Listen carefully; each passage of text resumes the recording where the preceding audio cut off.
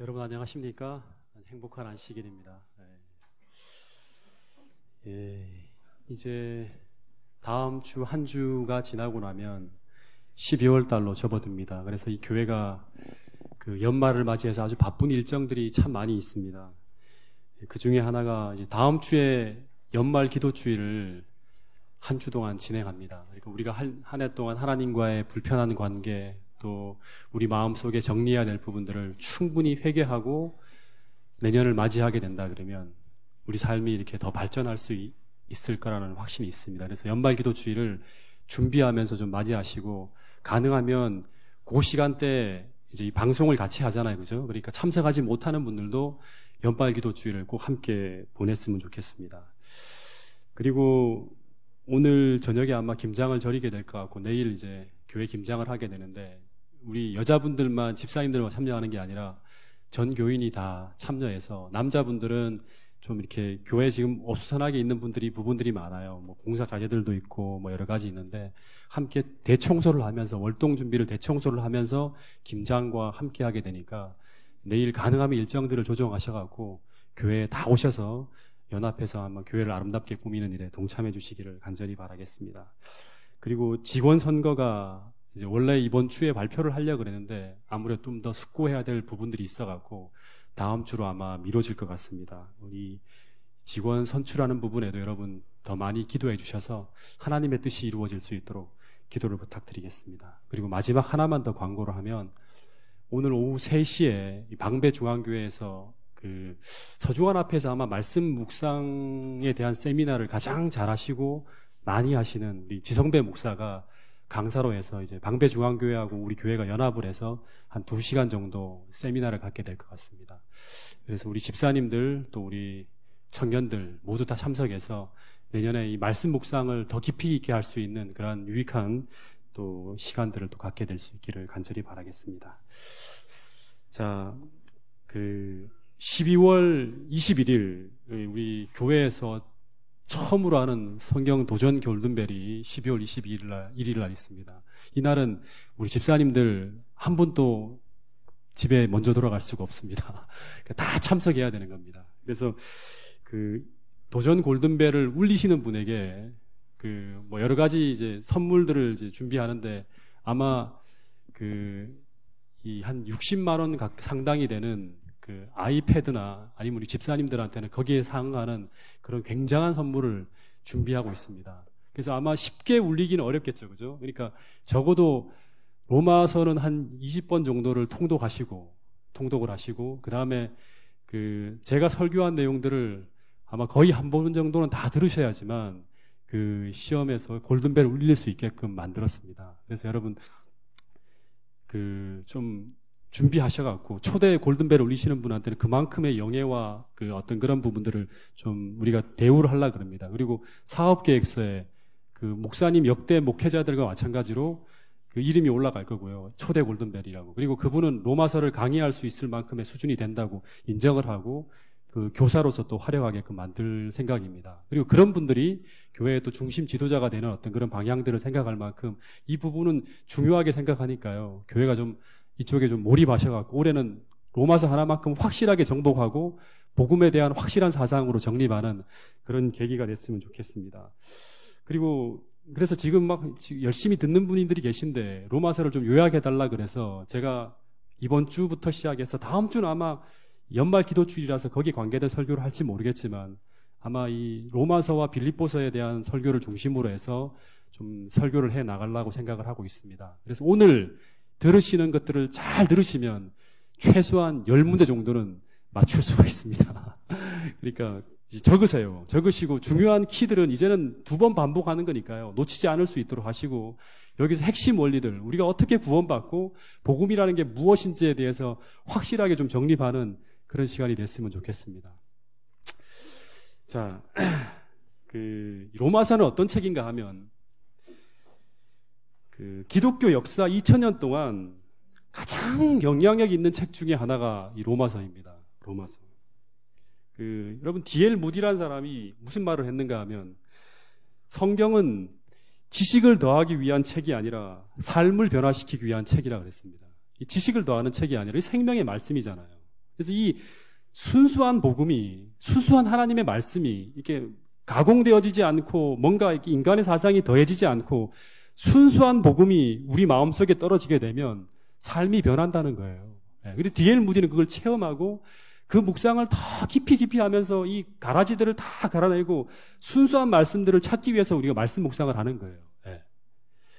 제가 볼 때 이 로마서는 사람을 구원하는 책일 뿐 아니라 사람을 변화시키는 책이라고 생각해요. 그리고 그걸 증명하는 것이 여러 역사가 한 이 성경 역사, 기독교 역사를 통해 나타나는 어떤 하나의 증거들이라고 생각합니다.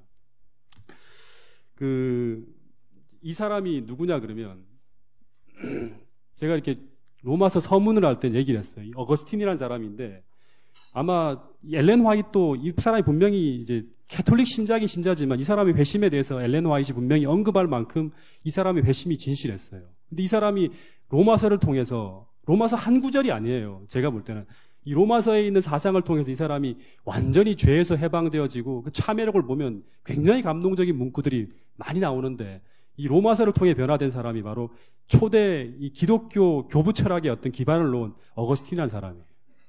그리고 또 한 사람이 누구냐 그럼 이 사람이 누구죠? 대쟁투 상권에 보면 이렇게 사진이 나오잖아요.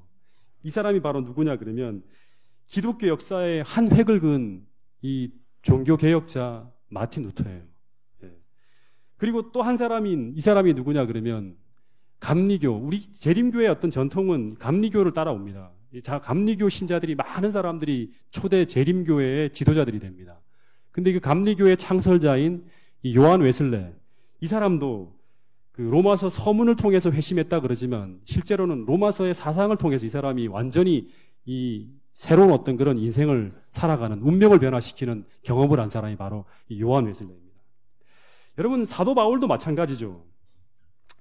바울이 로마서를 썼어요. 그러니까 바울은 이 자기가 로마서에 담긴 이 원리를 삶의 받아들임으로 말미암아 그 삶이 혁명적으로 변화되어지고 그것을 어떻게 내가 변화되었다 하는 것을 교리로 만든 것이 바로 로마서예요. 로마서. 그래서 여러분 이 로마서를 제대로 연구하면서 정말 성경 본문을 통해서 우리에게 전해주는 그 순수한 복음을 깨닫고 그 본문이 말하는 거예요. 본문이 말하는 거.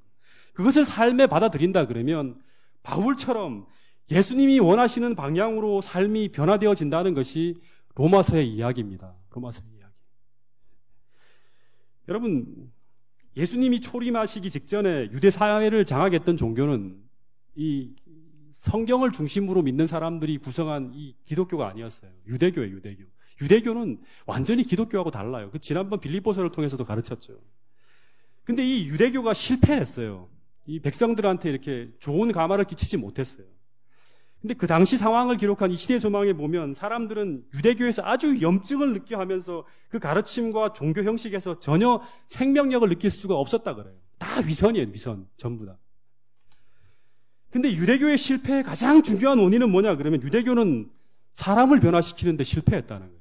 사람을. 그 수많은 사람들이 오랫동안 유대교의 형식과 그 가르침에 따라가면서 몰입하고 집착했는데 결국 만들어진 사람들이 누구냐 그러면 바리새인들이었어요. 바리새인들. 겉만 번지르르 하지만 전혀 속사람의 변화를 이루지 못한 인간들이 마지막에 결과물들로 탄생한 거예요. 근데 여러분, 당시 소수 종교였지만 기독교가 이 기성 종교인 유대교의 반대를 극복하면서 큰 성장을 이룬 것은 바로 그들이 가지고 있는 이 진리가 사람을 변화시키는 위대한 능력을 가지고 있었기 때문이라는 거예요. 그리고 그 핵심이 바로 로마서에 담겨있는 원리예요. 구원받는 원리가 유대교의 가르침이 아니라는 거예요. 그 종교혁명이 일어나는 거죠. 기독교가 만들어진 겁니다. 여러분 마찬가지예요. 오늘날 많은 사람들이 이 재림교회가 진리교회라는 것을 증명하려면 정말 사람을 변화시킬 수 있는 능력을 가지고 있다는 것을 증명해 보여줘야 한다는 거예요. 진리라면 이 진리가 말하는 그 말대로 따라갔을 때 어떤 사람이 만들어지는가 하는 걸 증명해 나타내 보여달라는 거예요. 그렇게 될 때 사람들은 자신의 삶의 문제에 직면한 사람들이 교회로 나오는 거예요. 여러분, 기적 중에 최대의 기적, 신적 역사의 최대의 증거는 신유나 무슨 홍해가 갈라지는 것이 아니라 최대 이적이 뭐라 그럽니까? 신적 역사, 하나님이 함께 하신다는 최고의 역사가 뭐다? 품성 변화라 그러잖아요. 사람이 변화되는 거예요. 여러분, 그래서 이 요한복음 15장에서는 이 품성 변화가 바로 하나님의 영광을 드러내는 빛이라 그랬어요. 오늘 우리 교회가, 이 재림교회가 진리교회라는 것을 증명하기 위해서는 오늘 우리가 이 로마서를 통해서 우리에게 비춰주는 이 구원의 원리를 정확하게 이해해서 그대로 우리가 살아서 정말 어떤 사람이 내가 하나님께서 나와 함께 하심으로 말미암아 어떤 변화가 일어나는지를 증명해 볼 수 있는 그 증거물들이 이 교회에서 많이 태어나게 되기를 간절히 바라겠습니다. 도전 골든벨을 울리기 위해서 60만 원짜리 갤럭시 탭이니 뭐 아이패드니 이런 것들을 타기 위해서가 아니라 여러분 정말 제대로 한번 믿어보고 제대로 한번 하나님의 이 기독교의 복음이 얼마나 큰 위대한 것인지를 증명할 수 있기 위해서 한번 그렇게 올 12월 한 달을 보내는 저와 여러분들이 되기를 간절히 바라겠습니다. 자, 이제 본론으로 돌아가서 로마서에서 가르쳐주는 구원의 원리를 좀 정리해 보도록 하겠습니다. 다 했던 거예요. 근데 이제 다시 한번 좀 이렇게 여러분들하고 좀 나누는 거예요. 중요한 것들만. 로마서 1장 6절부터 7절에 보면 지금 나오는 얘기들은 좀 잘 들으시면서 하셔야 돼요. 읽어보겠습니다. 시작.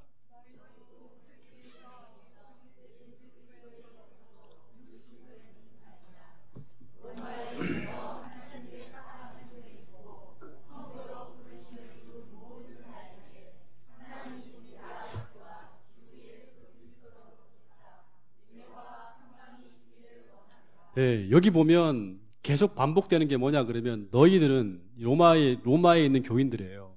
그리스도의 것으로 부르심을 입은 자니라 그럽니다. 성도로 부르심을 입은 모든 자에게 하나님의 사랑하심을 입는다는 건 이 하시드예요. 하나님의 은혜를 받은 자들은 성도로 부르심을 입은 자들이라는 거예요. 근데 여기 보면 이 본문이 굉장히 중요하고 아주 힘 있는 메시지를 우리에게 전하고 있는데 가끔씩 우리는 많은 사람들이 이걸 고쳐야 돼. 이게 안 고쳐지는데 가끔씩 우리는 하나님이 우리를 사랑하시기 전에 우리가 뭔가 하나님을 위해 일을 하지 않으면 뭔가 기여하지 않으면 안 된다는 생각을 해요. 그죠? 그 조지 나이트 박사가 로마서 강해를 쓴 내용에 보면 이게 실제로 일어난 일인데요. 무슨 어디 리더스 다이제스트인가 뭐 하여튼 어디서 나온 걸 따가지고 이렇게 기록한 내용이지. 예화를 실었는데 그 예화에 보면 이런 글이 나옵니다. 이제 어느 남편이 자기 아내에게 큰 죄를 지었는가 봐요. 바람을 피웠다든지 아니면 아주 큰 어떤 죄를 지었어요. 근데 이 남편이 아무리 아내에게 빌고 용서를 구해도 아내가 용서해주지 않는 거예요. 도저히 당신을 용서받을 수 없다 그럽니다. 그래서 그러던 중 이 아내가 남편을 보기가 너무 힘들어갖고 어느 날 몰래 집을 떠납니다. 한 150km 떨어진 어느 곳으로 떠나가요. 근데 이 남편이 아내를 포기할 수 없어서 막 백방으로 수소문을 해서 그 아내가 있는 위치를 확인을 해요. 그래서 이래도 안 되고 저래도 안 되고 아무리 해도 안 되니까 이 아내의 용서를 받기 위해서 자그마치 그 150km나 되는 그 거리를 어떻게 가냐면 기어서 네 발로 기어갖고 아내에게까지 왔다는 거예요. 근데 이런 모습을 보고 남편의 이런 모습을 보고 아내가 감동을 받고 그 남편을 용서해 주었다는 기록이 나옵니다. 실제 있었던 일입니다. 여러분 근데 많은 사람들이 하나님이 용서를 해주시는 과정, 우리가 용서를 받는 과정을 이렇게 비슷하게 생각한다는 거예요. 내가 충분하리만큼 멀리 기어가고 충분하게 열심히 일하거나 혹은 충분히 선해져야지만 하나님이 나를 받아주실 것 같은 생각을 한다는 거예요. 그래서 많은 사람들이 지금 내가 생각하기에는 내가 너무 악하기 때문에 지금 내가 있는 이 모습 가지고 하나님은 나를 안 받아주고 내가 끊지 못하고 있는 어떤 악습이나 아니면 예를 들면 술이나 담배나 하나님이 나를 받아줄 수 있을 만큼 충분히 이타적이고 선해져야지만 하나님이 나를 간합하실 거라고 생각을 한다는 거예요. 그래서 많은 사람들이 하나님 주변에, 다시 말하면 예수님 주변에 나오지는 못하고 그 교회 주위를 맴돌고 있다는 이야기를 해요.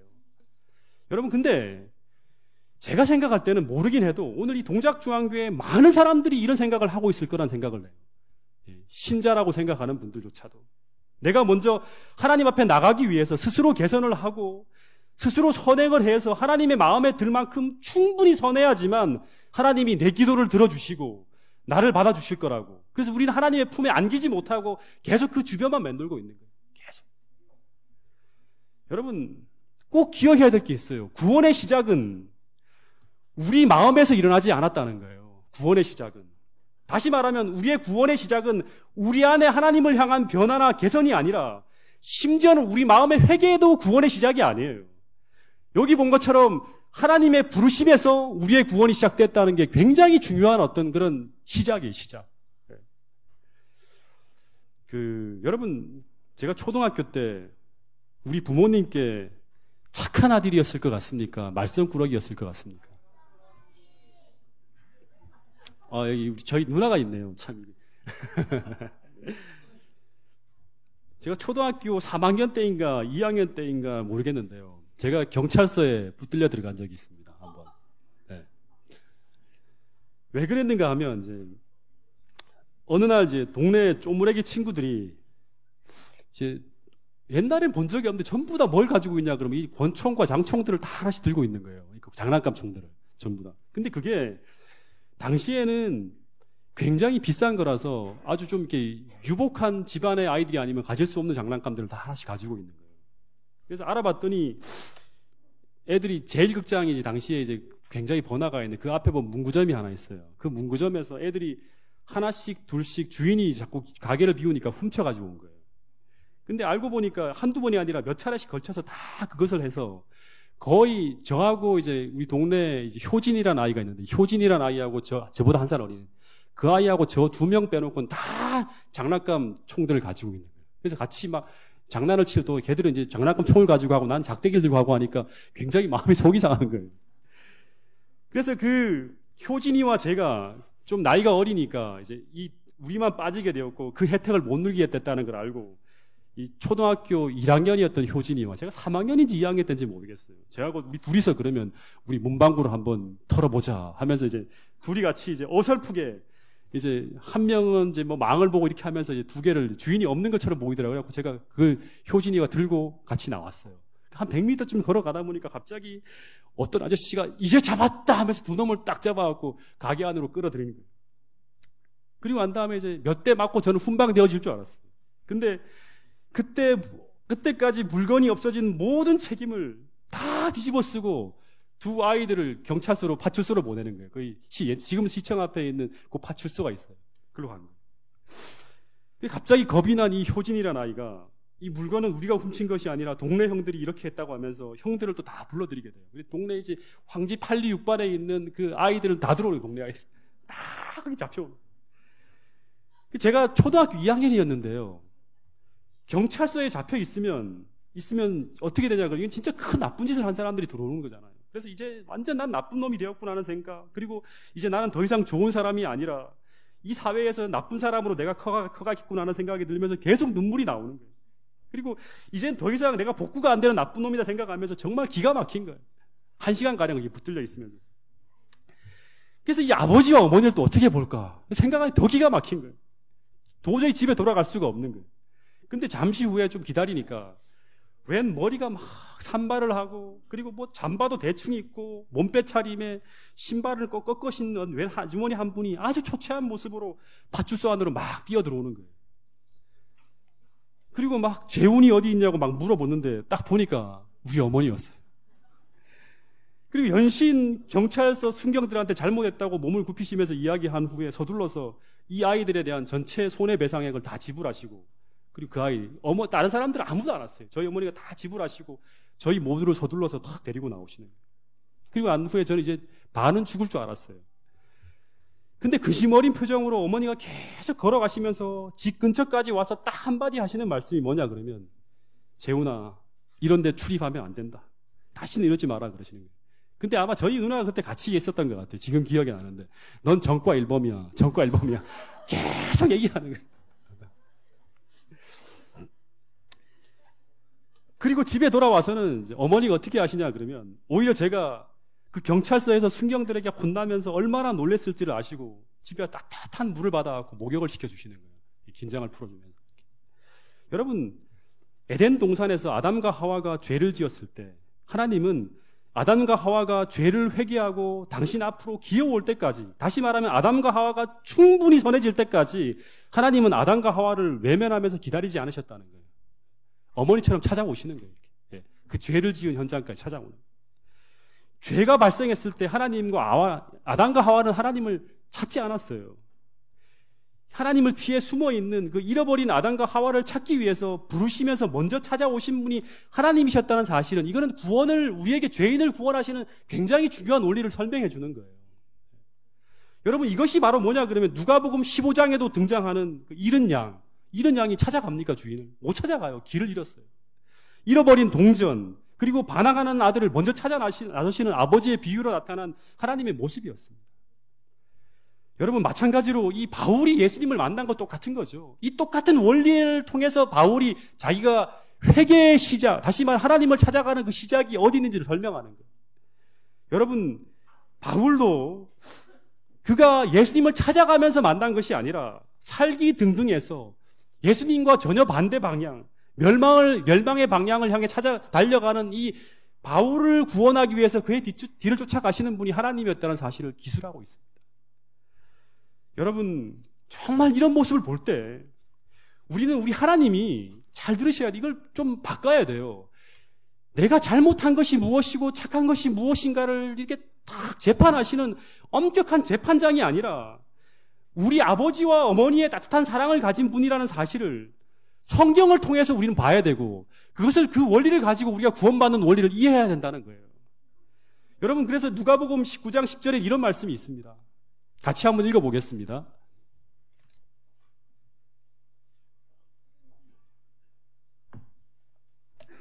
시작.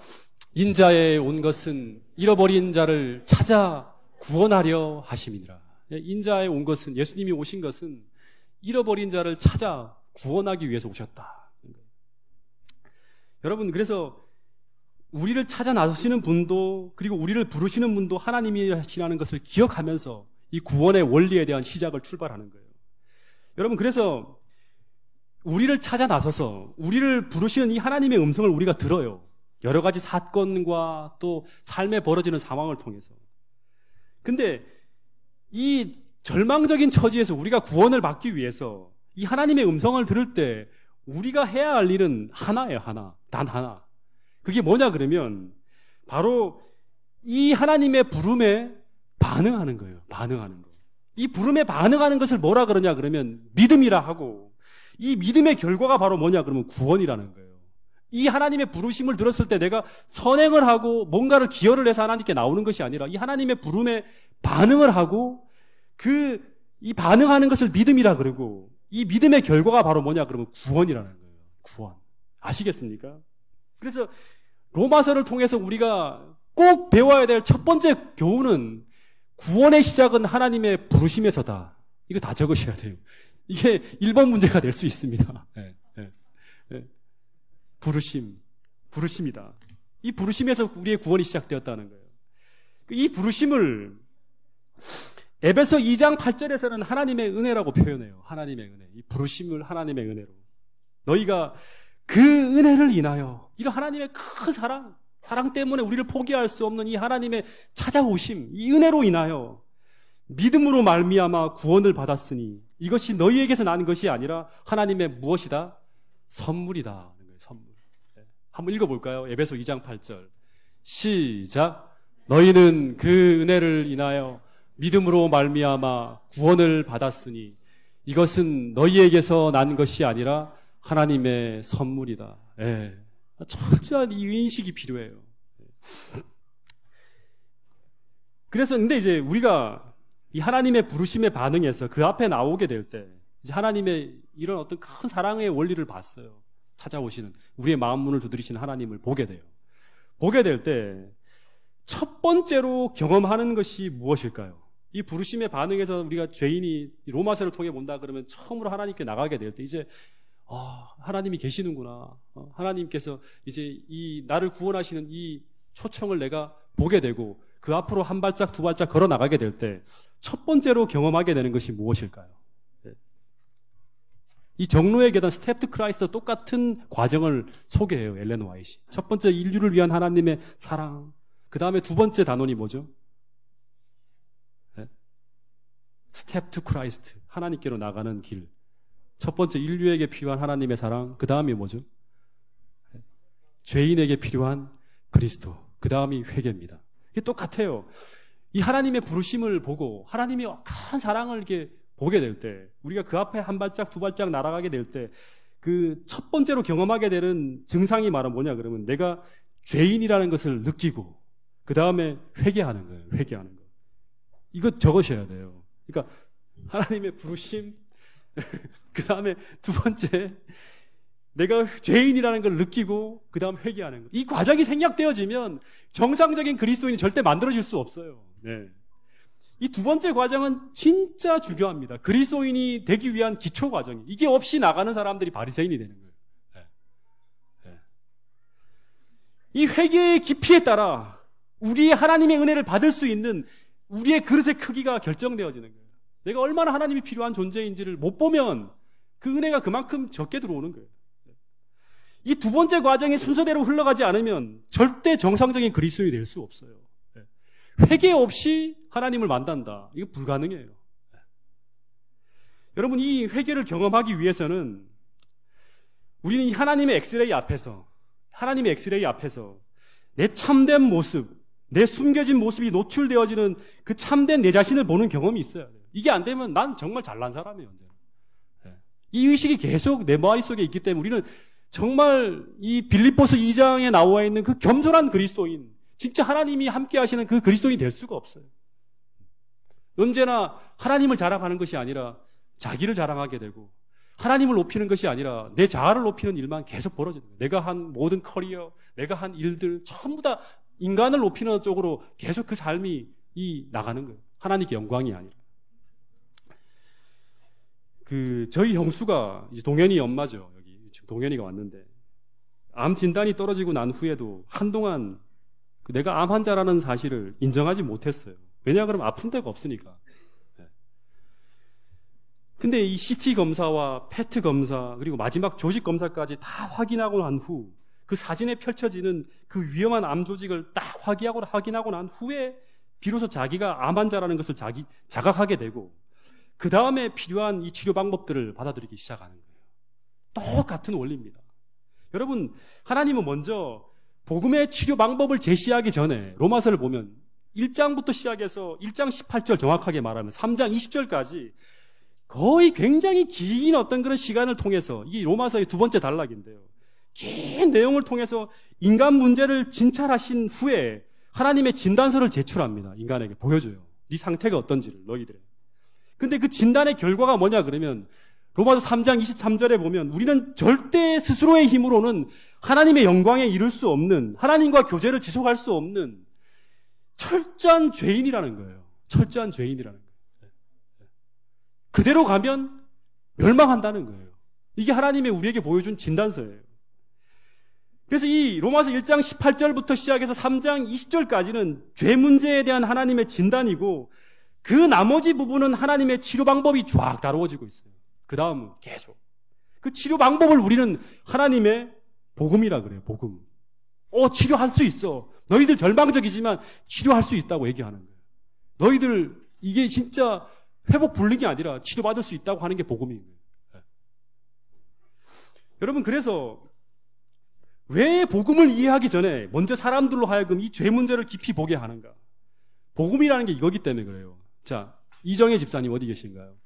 이정혜 S 집사님. 네, 저 뒤에 빨간 옷. 네, 집사님. 이 대답을 여러 번 한 걸 저는 기억합니다.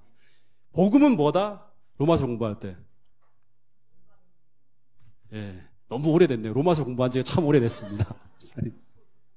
복음은 같이 따라해 봅시다. 시작. 복음은 죄 문제에 대한 하나님의 해결책이다.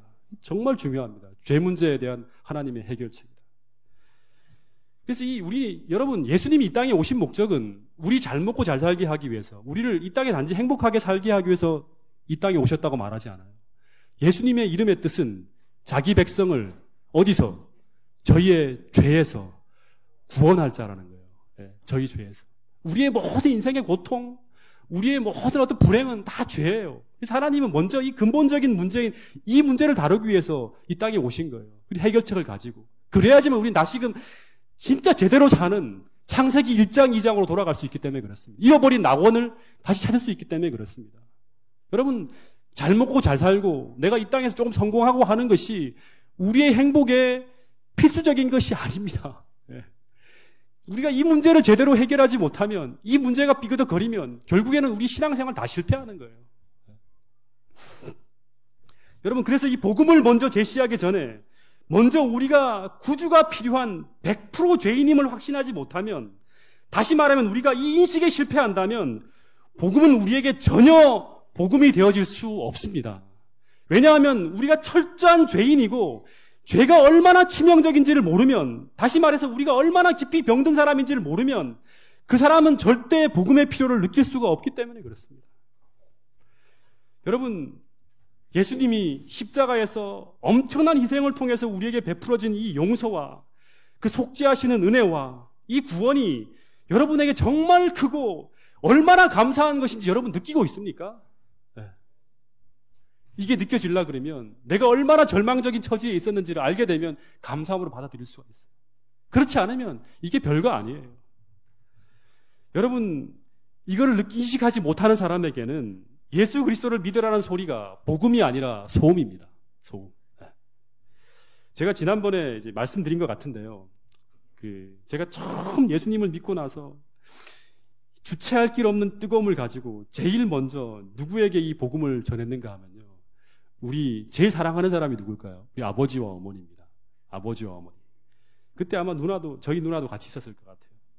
제가 한동안 아주 막 정상적이지 않을 정도로 비정상적으로 뜨거워진 적이 있습니다. 아주. 그 당시 60평생을 유교 문화에 파묻혀 사는 분이 저희 아버지였어요. 근데 그리고 또 그 당시 이 관음사 절에 아주 진짜 어떻게 보면 이 김문순 집사님이 동작중앙교회를 위해서 헌신하시는 것처럼, 이 중심으로 뛰어다니시는 것처럼 그렇게 한 평생을 관음사 절을 위해서 헌신 봉사하신 분이 누구였냐 그러면 바로 우리 어머니였어요.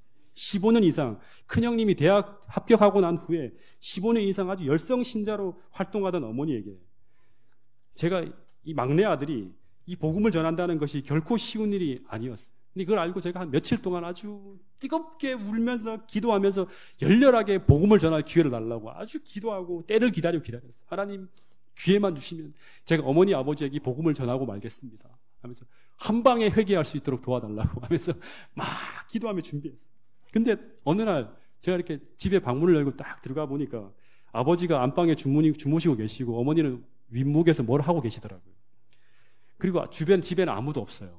잘 됐다 싶어갖고 그래서 아버지 곁에 슬며시 다가가 딱 가니 갑자기 너무 마음이 뜨거우니 갑자기 눈물이 주르륵 나는 거예요.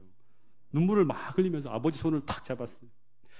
아버지, 제가 딱 한마디만 하게 해주세요. 아버지 하고 했더니 아버지가 갑자기 어머니도 보니까 제가 며칠 동안 교회 다니면 좀 심각했으니까 뭔가 좀 심각한 얘기를 할 것 같다 싶어서 긴장을 하시더라고요. 제가 또 울고 있으니까 눈물을 뚝뚝 흘리면서 아버지 손을 잡으니까. 그랬더니 어머니가 아버지는 고개를 딱 돌리시고 계시고 어머니는 아랫목에서 딱 놓고 이제 하던 일을 놓고 저를 쳐다보는 거예요. 그런 다음에 제가 한마디를 딱 했어요. 그 한마디가 뭐냐 그러면 아버지 꼭 예수님 믿고 구원 받으세요 하면서 한마디를 했어요. 그랬더니 아버지가 인상을 팍 찌푸리시더니 아무 대꾸도 안 하고 탁 돌아 누우시더라고요. 근데 제가 그 한마디 그 장면에 제가 물러설 사람이 아니죠. 제가 그 다음에 뭐라고 했냐 그러면 아버지 죄를 용서받지 못하시면 이제 머지않아 예수님이 오시는 날 아버지는 멸망당할 수밖에 없습니다. 아버지는 그날 도대체 어떻게 하시려고 이렇게 하시냐고 하면서 아버지한테 한마디를 막 했어요. 그랬더니 아버지가 어떻게 하셨을까요? 이런 망할 놈 하시면서 이놈이 도대체 어디다 대고 아버지가 죄를 지었다고 하냐고 하시면서 막 야단을 치는 거예요. 그 다음에 얘기는 더 이상 말할 수 없는 장면이 펼쳐집니다. 여러분, 자신이 죄인이라는 것을 깨닫지 못하는 분에게 여러분 예수님이 무슨 의미가 있습니까? 복음이 아니라 뭐예요? 소음이에요, 소음. 네. 여러분, 그래서 이 아버지에게는 예수님 이야기만 하더라도 아버지 짜증내셨어요. 계속 그 이후에.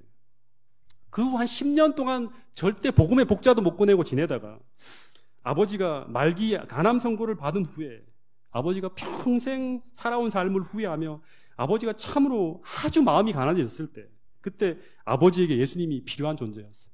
그리고 난 후에 하동에 제가 모시고 왔을 때 그 권영식 전도사님과 베델 수양원의 최차순 집사님의 복음이 되어서 아버지 마음에 떨어지는 걸 제가 확인했어요. 보름 동안 같이 있으면서. 여러분, 그 불편한 바닥에 누워 계시면서, 거동도 불편하게 누워 계시면서도 계속 그 말씀을 받아들이는 모습을 제가 봤어요. 여러분, 그래서 내가 죄인이고 내가 구원받기 위해 예수님이 필요한 존재라는 이 인식은 복음이 들어갈 길을 닦는 첫 번째 작업이에요. 제일 첫 번째 작업입니다. 그리고 여러분, 예수님이 초림 당시에도 복음이신 예수님이 먼저 이스라엘 앞에 제시되기 전에 먼저 누가 왔습니까? 누가 왔죠? 예? 침례 요한이 먼저 온 거예요. 이 침례 요한의 사역은 예수님의 길을 예비하는 일이에요. 길을 예비하는, 예수님이 갈 길을, 들어갈 길을. 그 사역의 중심이 바로 뭐냐 그러면 이스라엘 백성들의 죄를 지적하면서 회개를 촉구하는 기별을 던졌다는 것을 놓치면 안 되는 거예요. 잠깐 옷 좀 벗겠습니다. 뒤에 히터 1단씩만 줄여주세요. 되게 덥네요. 예. 추운가요? 다른 분들? 예.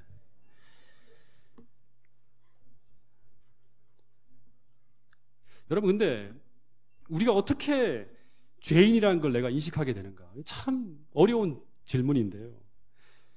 여러분, 우리가 그리스도 앞에 나갔을 때, 이 그리스도의, 우리가 예수님을 처음 출애굽기의 역사를 보든 성소의 제도를 보든 우리가 처음으로 휘장을 열고 주님 앞으로 나갈 때 첫 번째로 보게 되는 게 바로 뭐죠?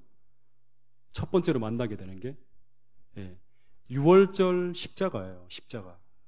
다시 말하면 이 십자가는 하나님이 우리의 모습을 쫙 투영해주는 엑스레이 같은 거예요. 십자가는. 다시 말하면 그 십자가에서 원래는 내가 어떤 희생을 치러야, 내가 어떻게 죽어야 되는지, 어떻게 내가 이 죄값을 치러야 되는지를 보여주는 게 바로 십자가 앞에서 보여주는 하나님의 거룩한 공의예요. 그러니까 예수님이 돌아가시는 그 고난당하시는 그 모든 장면은 바로 내가 서야 될 자리예요. 내가 죄인이기 때문에. 그렇게 처절하게 고통당하시며 죽어가시는 그 모습은 바로 내가 죽어야 할 죽음인 거예요.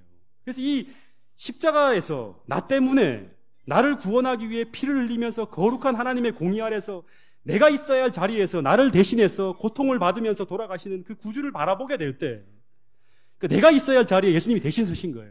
그걸 정확하게 우리가 깊이 명상하면서 바라보게 될 때 비로소 우리는 하나님의 공의가 무엇인지, 죄가 얼마나 흉악한 건지를 볼 수 있다는 거예요. 하나님은 공의를 처리할 수 없는 거예요. 그게 1장 18절부터 계속 반복되는 거예요. 하나님은 죄와 함께 거할 수 없는 분이다. 그래서 우리의 인간의 모든 불의가 나타나는 곳마다 하나님의 진노가 임한다는 거예요. 그 진노라는 것은 뭐냐 그러면 하나님의 불쾌하심이라는 거예요. 죄를 미워하시는 모습이라는 거예요. 근데 그 모든 진노를 다 가져가신 분이 바로 예수님이시고 그것을 가능하게 했던 것이 바로 십자가라는 거예요. 여러분, 그래서 내가 하나님의 거룩한 아들을 돌아가시게 만든 죄인이고 내 마음이 이기심으로 가득 찬 참으로 하나님 앞에 거룩한 것이 하나도 없는 누추한 죄인이라는 것을 깊이 인식하게 될 때, 그때 하나님은 우리에게 구원받을 수 있는 구원의 조건, 그리고 구원하는 방법을 이제 보여주시는데, 그것이 바로 뭐냐 그러면 로마서 1장 17절입니다.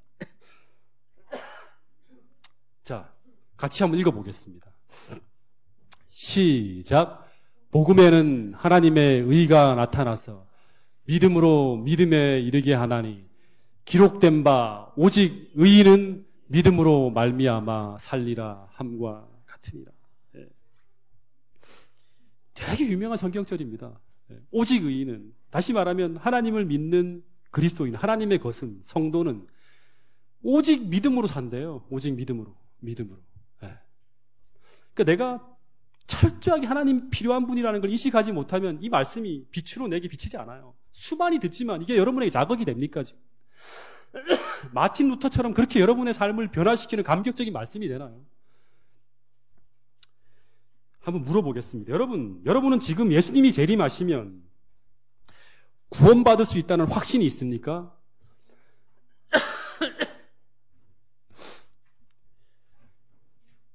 또 물어볼게요. 여러분, 우리가 얼마큼 선해야 우리가 하늘 가는 자격을 얻을 수 있을까요?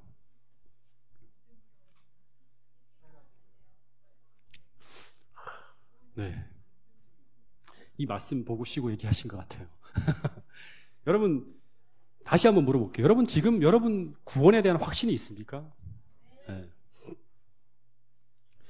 그러면 또 한번 물어볼게요. 여러분, 우리가 성경에서 말하는 천국은 우리에게 이런 자격을 요구한다는 말씀이 있어요. 데살로니가전서 5장 23절에 보면, 데살로니가전서 5장 23절에 보면 천국에 들어갈 사람은 이런 자격이 필요하대요.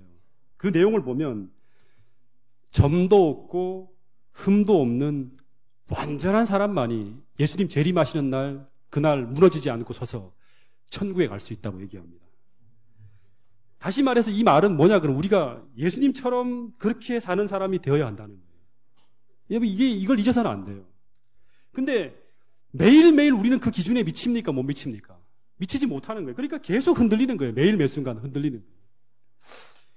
근데 그런 기준에 전혀 못 미치게 살면서 자신은 안전하다고 생각하는 사람들이 있는데, 그 대표적인 사람이 바로 뭐냐 그러면 겉은 부패에 있지만 자신의 겉 행위적 열심을 통해서 자신은 의롭다고 착각하는 사람들, 다시 말하면 바리새인들이에요.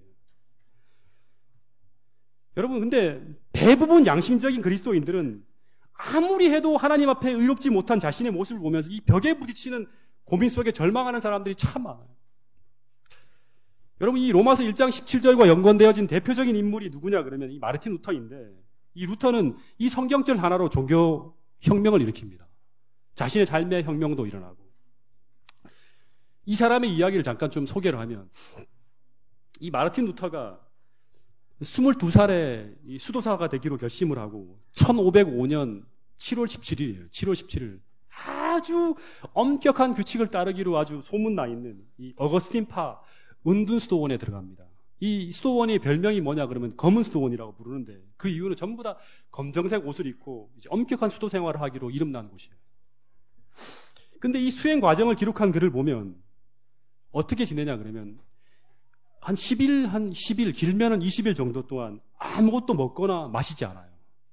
그리고 잠도 안 잡니다, 잠도 안 자면서 보내는 거예요. 그리고 겨울에 되게 춥거든요. 근데 그 추운 날 옷을 입거나 담요를 뒤집어쓰지도 않은 채 자기 몸을 채찍으로 때리면서 수행을 한대요. 이 검은 수도원에서 하는 어떤 수행 과정을 보면. 근데 이제 나중에 이제 루터가 기록한 글을 보면 이 수행 과정이 얼마나 고통스럽고 힘이 들었는지, 루터가 말년에 굉장히 많은 병 때문에 고생을 하는데 이것이 아마 이 시절에 너무나 엄격하게 수행을 했던 이 수행의 결과였다고 얘기를 합니다. 근데 이 루터가 이 수도원에서 얼마나 열심히 수행을 했는지, 2년 만에 이 모든 규율을 엄격하게 다 완벽하게 이행해서 보통 거의 기록적이래요. 2년 만에 정식 사제가 되었다 그럽니다. 2년 만에. 철저하게 수행을 했어요. 그러니까 제가 볼 때 이 루터는요, 사도 바울처럼 율법의 의로는 흠이 없는 자였다라고 주장할 만큼 대단하게 엄격하게 수행을 한 사람이에요. 자기 관리를 한 사람이에요. 거의 루터하고 이 사도 바울은 비슷한 길을 걸어갔던 사람이라고 생각이 들어요.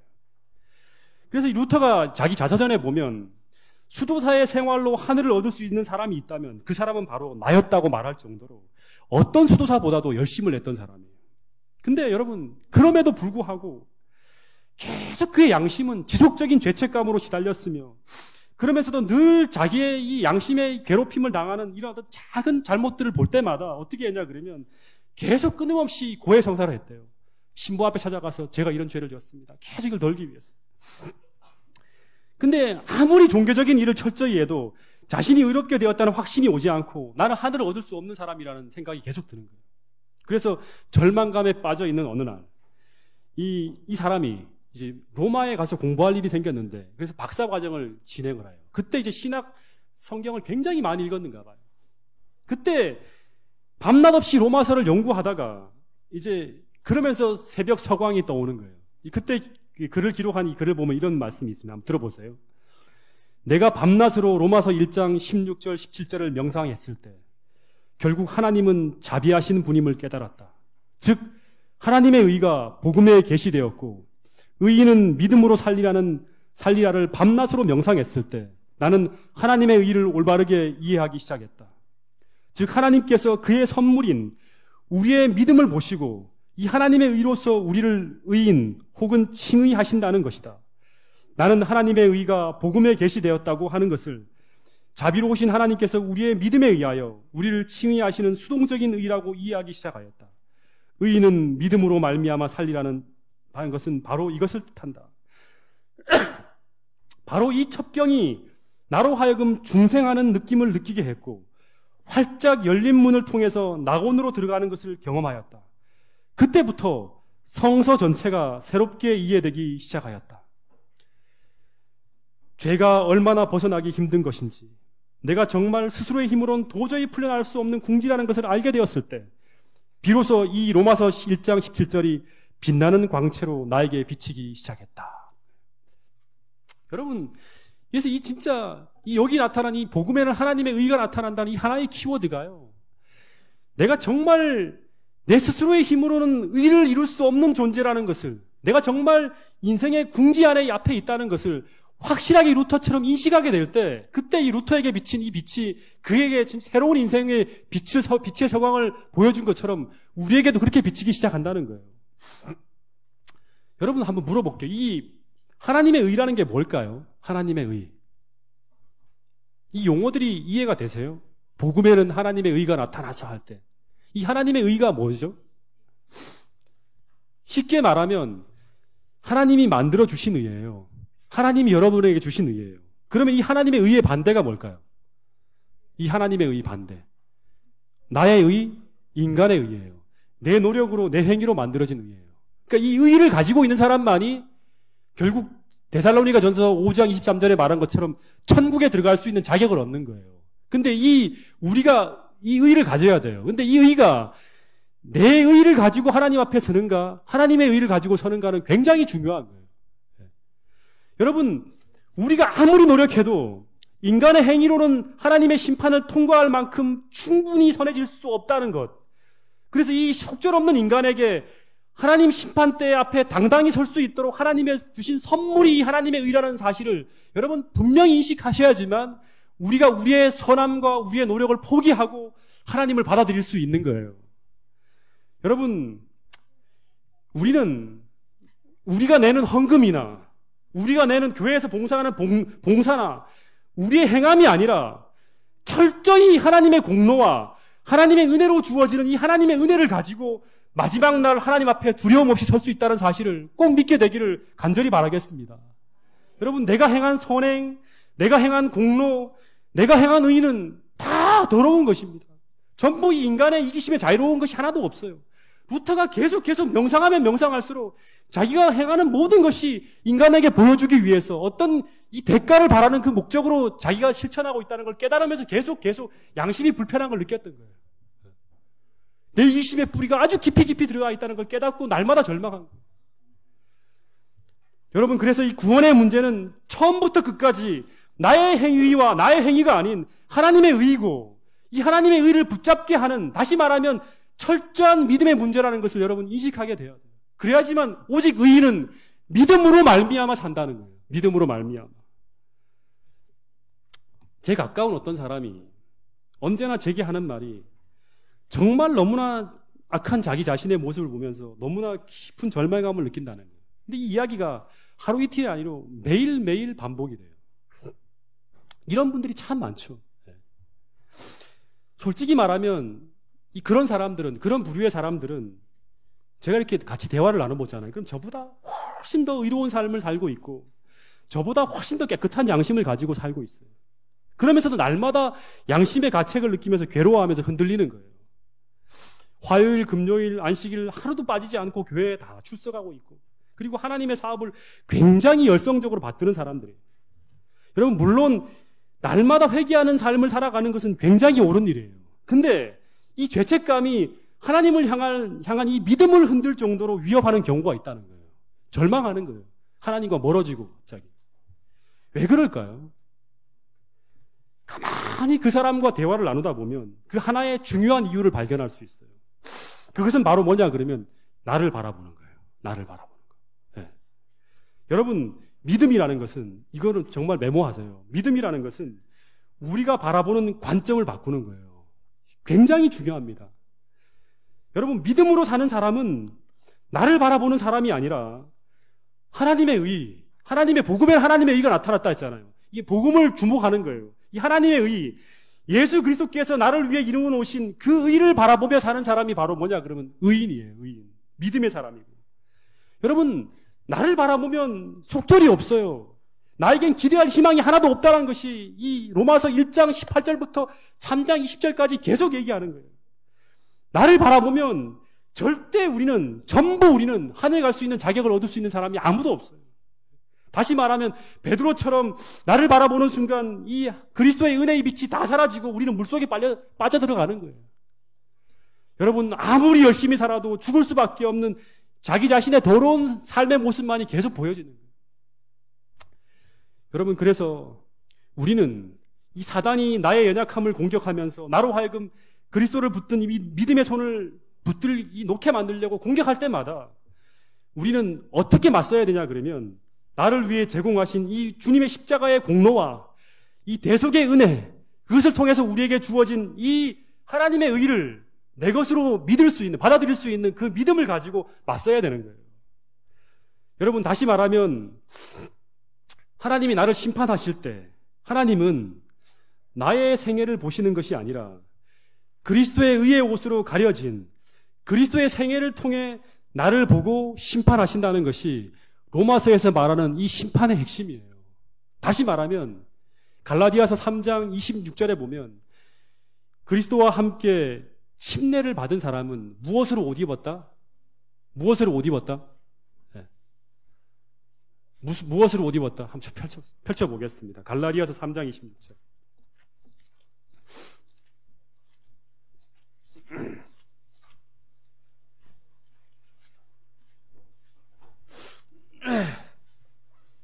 (26절) (27절입니다)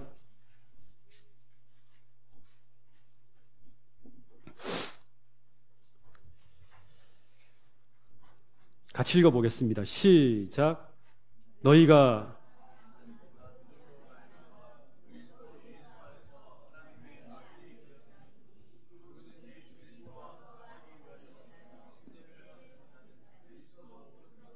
네. 너희가 다 믿음으로 말미암아 그리스도 예수 안에서 하나님의 아들이 되었으니 누구든지 그리스도와 합하기 위하여 침례를 받은 자는 무엇으로 옷 입었다? 그리스도로 옷 입었다. 이 그리스도로 옷 입는 게 바로 뭐냐 그러면 하나님의 의로 옷 입는 거예요. 복음에는 하나님의 의가 나타났어. 이게 왜 중요하냐면 옷을 입었다는 이 의미는 우리가 하나님이 나를 심판하실 때, 우리가 하나님의 법정에 딱 섰을 때 하나님은 나의 생애를 보시는 것이 아니라 내가 그리스도로 옷 입어 있잖아. 옷 입고 있으면 그리스도로 옷 입었다는 말은 뭐냐 그러면 하나님이 나를 보실 때 나를 보는 게 아니라 누구로 나를 보는 거예요? 그리스도의 생애로 가리워진 나를 보는 거예요. 그럴 때 우리로 하여금 이런 모습으로 하나님 앞에 섰을 때 이런 하나님의 의가 심판정 앞에서 나로 하여금 심판을 이기게 하고 우리로 하여금 무죄 선고를 내려지게 만든다는 거예요. 이게 칭의의 핵심입니다. 이것을 가능하게 만드는 것이 바로 뭐다?